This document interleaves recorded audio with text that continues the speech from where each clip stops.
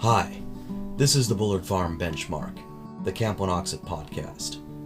The Bullard Farm Benchmark comes to you from the shores of the Thorndike at the base of Mount Monadnock. On this show we bring you stories, anecdotes, and lore of Wanocksett history, and showcase different programs and opportunities uniquely available to the Wanocksett experience.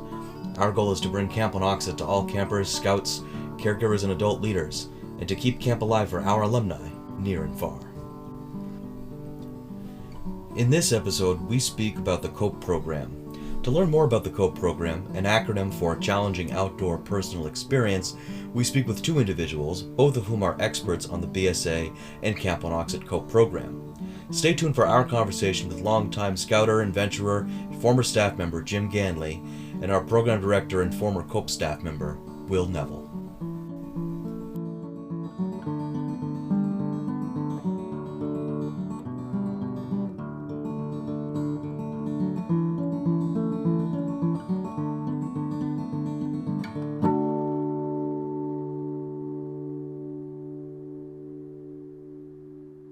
Alright, so we're gathered here in the studio this evening, the camp director's office, to speak about the COPE program. And we have two individuals who, both of them have a breadth of experience with the BSA COPE program. We have Jim Ganley. Say hello, Jim. Hello. And we have Will Neville. Hello. Jim, you've been involved for many years as a former staff member. You worked at Resolute and as a volunteer and in venturing, so you have many years of experience with COPE. And Neville, you were worked in COPE and climbing during different periods back in the day. So this is a subject with which I am not familiar, so I'm going to be learning a lot from you guys, because I was never really a COPE person. And I never did the program at camp. I've done COPE activities, but I never went through the whole rigmarole of camp or any other like formal COPE setting, if I can use a term like that. So I think my first question is just start off with you, Jim. Could you maybe give us some knowledge of brief history of COPE, how it became incorporated as a BSA program, with what knowledge you have and what its objectives are? Sure. So COPE is an acronym. It stands for Challenging Outdoor Personal Experience. It grew out of another program called Project Adventure, which is an experiential education program that started here in New England. And the Boy Scouts of America picked it up in the late 80s and created Project COPE. Here at Camp Wanocksett in our council, our COPE history traces its lineage back to the early 90s when we built our low COPE course here at Wanocksett, and our high course followed in 1998, 99, and the program's been going ever since. Wow. Interesting. So, Jim, what interests you about COPE? I mean, you spent a lot of time doing the program. You've been involved in the property with the COPE courses here. What is it that draws you into it? What do you like about it? I like the versatility of the program. I like that it's very adaptable, so you can take the activities, the low course and high course elements, the ground initiative games and problem solving activities that we do, and you can mix and match them in any combination you want to meet the needs of whatever group you're doing. So if you want to focus on more of a leadership development kind of program, you can make it that. If you want to make it more of a team building kind of program, you can go in that direction. It's a very, very versatile program. Interesting. Neville, what about you? What have you always liked about COPE? Because this is a job that you sought out to do many years ago, and you worked in COPE back in the late 2000s and the early teens. Why did you want to do COPE so badly?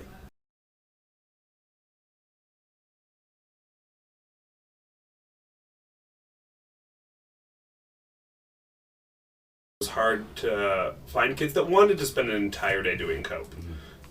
So I think it's changed more programmatically than physically over the years. But I've only known it since 2007. Jim might have a different opinion. Yeah, when I was the COPE director here in 2002, we were running COPE was an alternative to the Merit Badge program. So you would sign up for COPE, you would be in the COPE, we called it the Adventure Team program, all week. And so we would do basically a full day of initiative games and problem solving and team building activities on Monday. We do low course stuff pretty much all day Tuesday. Wednesday would be all high course stuff. And then Thursday and Friday were kind of free days. We could plan and have some weather flexibility and things like that. So, but the scouts that were participating in that weren't participating in the merit badge program, and I think to Will's point, that's kind of where that adaptation came in. Was we were getting feedback from scouts and unit leaders that said, a lot of these are older scouts. They need to work on merit badges. There's some, so we need to be a little bit more flexible in giving them that opportunity. Mm-hmm. Mm-hmm. And so, Neville, what does a week of COPE look like for someone who does the COPE program? What do they do every day? Sure. So right now it's mornings 9 to noon, 5 days a week. This can be adjusted based on the group's dynamic, the activities they choose. The director chooses based on that dynamic, their progress through the activities. But typically, you'll have a day or maybe two of initiative games. Those are things where they get to know each other, develop trust, find a team dynamic, and grow and really start to trust each other as a team. They'll do a day or maybe two of those. Then they'll proceed to our low course on either Tuesday or Wednesday or maybe halfway through Tuesday, where they'll continue to develop those relationships with each other, continue to grow that trust, grow those problem-solving skills. That'll carry you to Wednesday evening or Wednesday afternoon. And then probably on Thursday, they will go to our high course, where they'll put some of those trust and problem-solving and that dynamic into action, belaying each other, trusting each other, working with each other through those elements. And then Friday, like as it was since I think we've started running this course, it's a free day. They can choose to go back to the high course to do more games. They can choose to do more initiative games down here. They can hike the mountain. It's sort of up to them. But all of that is flexible within the team dynamic and what the team needs and is looking for. Mm-hmm. Now, I remember, I never did this, of course, but I remember there was some sort of climbing or rappelling that happened on the mountain somewhere. I don't know, was it the Tuesday or Thursday evening or something like that. I remember Andrew Coleman running that. Did that go through a period? Do we not do that anymore? I mean, what was the trajectory of that? So we used to, again, this is going back to the early 2000s, before we built the climbing tower, we would take one day a week and hike up the mountain, and we had a couple of different locations within the state park up on the mountain that we could set up for rock climbing, and it was natural face rock climbing. And it was a great program, and the kids really enjoyed it. The downside to it was very time consuming. Mm-hmm. We left basically right after breakfast. You hike up the mountain, you set up the climbing site, you eat lunch up there, you climb, do some climbing and rappelling, and then you hike back down for dinner. So it was basically an all-day kind of program. So that just occupied a lot of time for campers. Once we built the climbing tower in 2005, we had that ability to do the climbing and rappelling programs right here on the property and not have to take up quite so much time. So we got away from doing the natural rock up on the mountain. Right. And even though the climbing tower is weather dependent, going to the mountain is even more weather dependent. Very much so. It's a bigger amount of time you're going to be up there and everything. Very much so. Yeah. I've also found that, much like BSA Guard, these things that take up the whole day at camp, just from the point of view of a program director, aren't typically why most scouts will come to camp. We are here for 11 to 17-year-olds, but our demographic skews younger, and they want to pursue other activities throughout camp. So maintaining critical mass for something that's an all-day program tends to be moderately difficult. Right. Is there a minimum age for COPE, or does that matter at all, or? There's no minimum age. There's a maturity level that's required because some of the activities we're doing require the operation of some life safety systems. When you're talking about the high course elements, there's some spotting that gets involved in the low course elements. So there's a level of maturity that's necessary for the team to be really paying attention and working together. And younger scouts don't always reach that level of maturity that you need to effectively do the program. Right. Now I'm curious, in terms of the COPE courses we have up in the woods, we have our low course and our high course.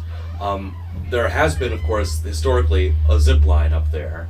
What is the history behind the zip line, and what's the status of that these days, if I could be so bold to ask? So we have had a zip line. We have a number of elements on our high course, and we have in the past had a zip line. We have had two instances now of trees that have fallen over in strong storms, so winter storms. Have knocked some trees over, which has taken out the zip line and done some damage up on the high course. So the first time that happened, we repaired it. That was in the mid-2000s. We repaired it. We put the zip line back up. We rebuilt the damaged elements. And then a few years later, exactly the same thing happened, and it broke the zip line again. So we are just in the process of getting the broken pole replaced and starting to put the elements back together to repair that damage. So at the moment, the zip line is not in usable shape. Right. I think when you talk to cope nerds, we were talking about rebuilding a week ago or two. We all said the zip line should come last because it's actually not a huge value add in regards to the program and like group development and leadership and trust. It's fun and it's for a great thing for a high course to have, especially if you're focusing on like off-season rentals and trying to have a hook to get people in. But when we were talking about what we wanted to put back up on the course, it came last of the four things we need to rebuild. And that's from the perspective of people who love cope, maybe not the perspective of what the customer might be interested in us doing. Mm-hmm. Interesting. Yeah. Because to me, for someone who never has done it, to me, like, I hear stories about the zipline, and to me, it seems like the most exciting thing. Oh, it definitely is the most exciting thing, but it's from like a cope perspective. Right. I would argue it's not at all important. Sure. It's the most, if you look at COPE as being a primarily team-oriented program, the zip line is the most individual activity that we have. Right? Everything else involves at least two, three people involved in getting through an element. Right. Yeah. So the zip line is just you taking a ride, Yeah. and it's a fun ride, no question about it. But I don't actually know how true this is, but when I first started in cope, I was always told that the length of our zip line from the first pole to the, or from the second pole to the first pole, if we go by the pole numbering system we have, is 309 feet, which is the old lodge number for GML. I'm assuming because Mark Smith built it, it's true, but I've never measured it. that falls squarely in the urban legend. Category, I think, but I've never measured it either, so I don't really know. Is there an event in one of the courses for both of you two that is your favorite, and why is that particular event your favorite? I think we should do low and high. Yeah, sure. I'll go high first, and I think it's probably a typical answer, but the Giants Ladder, because it is the most team-like event on the whole high course. A lot of them involve trust in a really high level and overcoming your own fears. You have to overcome your own challenges, and you have to trust your belayer. But that's about the amount of teamwork you'll find. The Giants Ladder is exactly what it sounds like. It's a bunch of 4x4s on cable, and it looks like a giant's ladder. It starts at 4 feet apart, and then it slowly grows in increments apart. So each rung gets harder and harder to climb, and two people attempt the event together, and you have to pull up the person to the next rung with you. So you're 25 feet up in the air with your buddy, trying to get to a rung 6 feet above your head and figure out how to do it. So that's definitely my favorite high course element. I think I agree. The Giant's Ladder is a fantastic element. The other one I really like is the high beam, which is a telephone pole that's suspended horizontally, 25 odd feet in the air. And that's the one, the reason I like it is because none of us would be challenged by walking across a log that's laying on the ground, right? But you take that log, you put it 20 feet in the air, and all of a sudden it becomes a real significant mental, emotional, physical challenge for the scouts to overcome, and it's a real growth opportunity for them. Right. Cool. You want to do low course first, and I'll go second? Sure. Low course. Low course. I think my favorite is the Artesian beams, which we call the Smurf Village or the Lilliputian Village sometimes, depending on who's facilitating the activity. And this is one where the team has to work together and build a bridge across a bunch of stumps using some 4x4s. And the catch is that the 4x4s are not all the same length and they only fit in certain places. And again, for much the same reason that Will cited for the Giants Ladder, I like it because it's a very team-oriented event. You have to get everybody up on the bridge. Everybody's got to be moving together and working together. And when you get a group that's really, really working well, it's a cool thing to watch. Yeah. I think on our course, specifically on the low course, I really like what's called the Mohawk Walk, because ours is pretty much a replica of our high course. So you send them all through it. It's actually very easy to do when it's 8 inches off the ground. But then the next day you bring them to the high course and they're struggling and saying, I can't do this, it's too hard. And you can go, well, you did it yesterday. The only difference is 20 feet of air. You did this exact same thing yesterday. I know I watched you do it. In general, I think my favorite is actually the Trust Fall, where you're on a platform about 5 feet up and you have to fall backwards into the arms of your co-participants. Mm-hmm. It is not at all physically challenged. It's an entire mental challenge. Mm-hmm. And it's both personal when you're on the platform, but then also somehow a complete team activity in terms of trust, working together to make sure the person does not hit the ground. I really like it. Cool.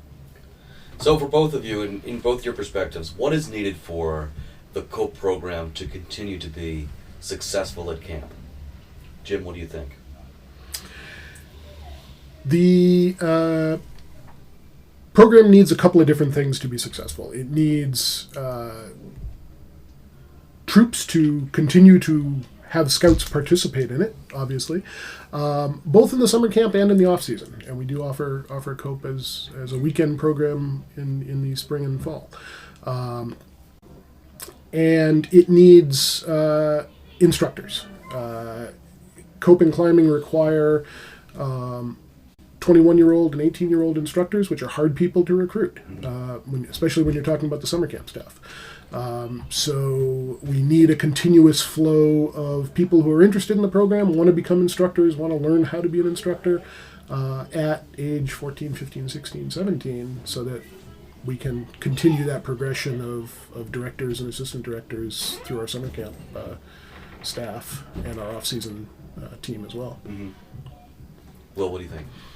I think for it to be continually successful here, it needs to be visible in a lot of the same ways Jim said, where you have people on the course, if for no other reason, just for them to get a quick experience. This year we're doing Scoutmaster COPE in the afternoons, where Tom meets with a few Scoutmasters and gives them what would be the movie trailer version of COPE. A couple of games, a quick maybe tour of the low course, and an explanation of why they should be interested. It's the program area in camp that is the only one that is truly out of sight, out of mind for people if they are not participating in it. You can hear shotgun from everywhere. You can hear rifle from most places in camp. Everything else you walk by as you go to meals, you smell the smoke from Scoutcraft. COPE is so far off in the woods that we have to keep putting eyes on it actively and making people aware of it. Mm-hmm. I think that's a challenge with the way our course is built. It's not insurmountable, it's just the thing we have to keep in mind. Right. So, just to conclude, if there was a scout that was interested in COPE, but seemed reluctant because they felt like it was maybe too challenging or too hard, or it scared them the events that they were going to do, or they felt like maybe they didn't have the confidence to do all those things, which is the purpose of COPE, is to challenge people those ways, what would you tell them to encourage them to participate? The beauty of COPE is you can go as far as you're comfortable going. So we have the program encompasses activities where your 2 feet are planted firmly on the ground, and it's very much a mental problem-solving kind of challenge. and all the way up to, climb up way up high in the air and swing off a rope or walk across a cable or whatever. The great part about the program is that participants can go as far as they want to go. If you want to get up 2 steps up a ladder and say, okay, that's it, I'm not going any higher. If you've pushed past where you're comfortable, if you've gotten a little bit beyond your comfort zone, that's our goal. That's what we're aiming for.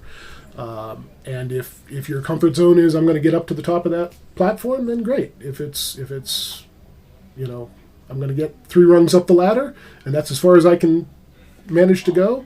As long as that's a little bit past what you're comfortable doing, then we'll count that as a success. Yeah, I think my answer is almost the exact same. I was just thinking of the phrase "challenge by choice," which is something we say a lot. You can choose to do or not do, and the group, as you're carrying them through the course, will be as supportive of that person getting up that one rung, as they are of the scout that does all of the high course in record time, because the goal is through that week you'll build that group dynamic and everyone will be supportive of each other as far as any one of them can go. So there's no reason to feel scared about the elements or the course or the program because you might not be able to do it, because doing it just a hair past where you're comfortable is successful, and the team you are with will support you. I think people worry they'll be laughed at, not considered cool. The goal of getting the team there, if you've gotten them to the high course or to the low course, is that they are already supportive of each other. So don't worry about it. You can do whatever you want. All right, well, Jim, Will, thanks so much for being with us. Absolutely. Thank you.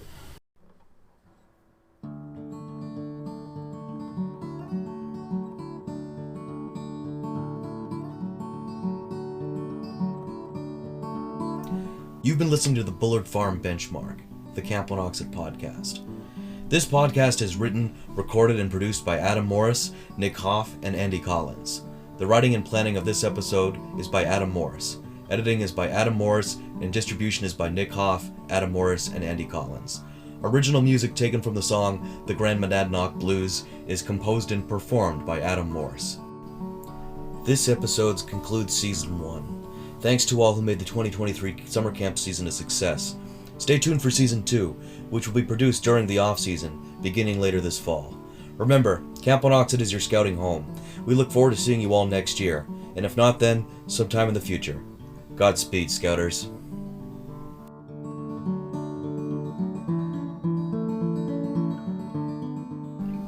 Hi, I'm Jim Ganley. Hi, I'm Neville, and you're listening to The Bullard Farm Benchmark, the Camp Wanocksett podcast.